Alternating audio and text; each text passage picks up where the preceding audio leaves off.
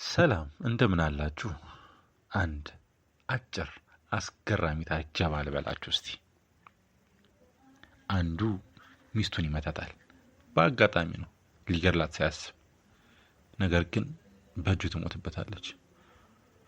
ጉዳዩ ይፋ ወጥቶ ዕዳ እንዳይሆንበት ምን ማድረግ እንዳለበት ያስባል፣ ያሰላስላል። በስተመጨረሻ አንድ ሀሳብ መጣለት።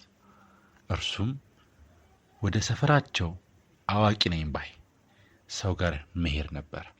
ታዲያ ይሄ አዋቂ ተብዬ ሰውም መፍትሄ የሚለውን ሀሳብ እንዲህ ሲል ይመክረዋል። ደጅ ላይ ተቀመጥና ቆንጆ ወጣት ሲያልፍ ካየ አንዳች የምታግዜ ነገር አለ በለውና ወደ ቤት አስገባው። ከዚያም ግደለውና ከባለቤትህ ሬሳ አጠገብ ለአጠገብ አጋድሙ።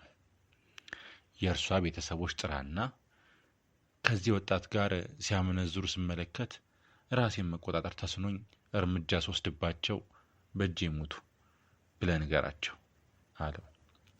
አባወራውም መላ ነው ተብሎ የተነገረውን ተቀብሎ ደጃፉ ላይ ሄዶ ቁጭ ብሎ መጠባበቅ ይጀምራል። ብዙም ሳይቆይ አንድ ወጣት ባጠገቡ ሲያልፍ ተመለከተና ወንድም፣ አንዴ ላስቸግርህ፣ የሆነች ነገር እንድታግዘኝ ፈልጌ ነበር ብሎ አስማምቶ ወደ ቤት ያስገባዋል። እንደ ተመከረውም ይገለውና ከሚስቱ ሬሳ አጠገብ ያጋድመዋል።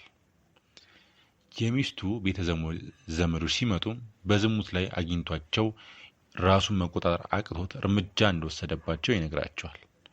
እነርሱም ጥፋተኛ ሳያደርጉት ምክንያቱን ይረዱና ይተውታል። ይሄን የማምለጫ ዘዴ ነግሮት የነበረው ሰውዬ ገዳዩ ከምን እንደደረሰ ሊጠይቀው ቤቱ ይሄዳል። ገዳዩ ሰውዬም የመከረውን እንዳደረገና እንደተሳካለት በኩራትና በምስጋና ይመልስለታል። እስኪ የገደልከውን ልጅ አሳየኝ ብሎ አዋቂ ተብዬው ይጠይቀዋል። ገዳዩ ወስዶ ሲያሳየውም ለካስ የተገደለው የራሱ የአዋቂ ነኝ ባዩ ልጅ ኖሯል። በሳሉት ቢላዋ መቆረጥ ይሏል። ይሄ ነው። ይሄን ይመስላል ታሪኩ። እነዚህን መሳሰል አስተማሪ፣ አስቂኝ፣ አጫጭር ትረካዎችን ከፈለጋችሁ ይህንን ቻናል ሰብስክራይብ፣ ፎሎ፣ ላይክ ማድረግ እንዳትረሱ።